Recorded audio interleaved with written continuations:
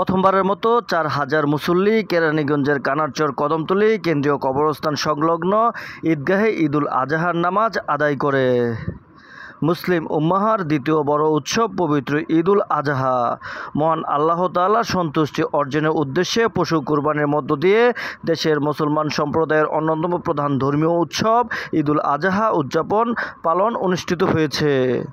ঘরে ঘরে ত্যাগের আনন্দে মহিমান্বিত হবে মন। কুরবানির মধ্য দিয়ে নিজের ভেতরের পশুত্বকে পরিহার করা ও হজরত ইব্রাহিম আলাইসাল্লামের মহান আত্মত্যাগের আদর্শে অনুপ্রাণিত হয়ে মুসল্লিরা কেরানীগঞ্জের হজরতপুর ইউনিয়নের ১ নং ওয়ার্ডের কাসিমুল উলুম কেন্দ্রীয় ঈদগাহ, কানারচর কদমতলী কেন্দ্রীয় কবরস্থান সংলগ্ন ঈদগাহে ময়দানে ৫ সমাজের সকল ধর্মপ্রাণ মুসল্লিগণ একত্রিত হয়ে সোমবার সকাল ৭টায় ঈদুল আজহার ২ রাকাত ওয়াজিব নামাজ আদায় করেন।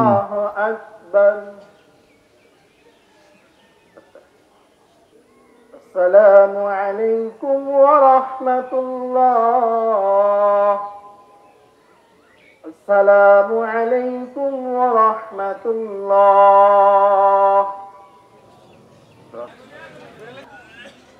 খতিব নামাজের খুতবায় তুলে ধরবেন কুরবানির তাৎপর্য। আমাদের সকলকে হেদায়েত ফরমান, আল্লাহ তাদেরকে maaf করেন, অনেকে আমাদের করেন, আল্লাহ ইসলামের বিষয় প্রতিষ্ঠার তৌফিক দেন, আল্লাহ বিশেষ করে আল্লাহ ভালোবাসার বন্ধন সৃষ্টি করিয়া দেন। আল্লাহ যেভাবে কুরবানি করলে আপনি খুশি হবেন, আল্লাহ সেভাবে কুরবানি করার তৌফিক দান করেন। আল্লাহ আপনি আমাদের সকলকে সুস্থ আফিয়ত দান করেন, আল্লাহ সুস্থ করে গনিমত নসিব করেন, maaf করেন আল্লাহ, কারণ আল্লাহ আপনি maaf করেন আল্লাহ। আমাদের কাঁধে কাঁধ মিলিয়ে ধনী গরিব নির্বিশেষে সবাই একত্রে নামাজ আদায় করেছেন। শুভেচ্ছা বিনিময় করে কোলাকুলির মাধ্যমে নামাজ শেষে আল্লাহ তাআলার উদ্দেশ্যে পশু কুরবানি এই ঈদের প্রধান কর্তব্য।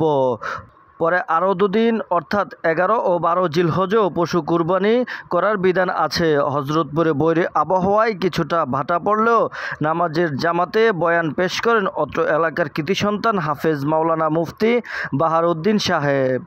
সার্বিক সহযোগিতায় উপস্থিত ছিলেন কানারচর কদমতলী কেন্দ্রীয় কবরস্থানের সভাপতি হাজী মোহাম্মদ আবুল কাশেম প্রমুখ।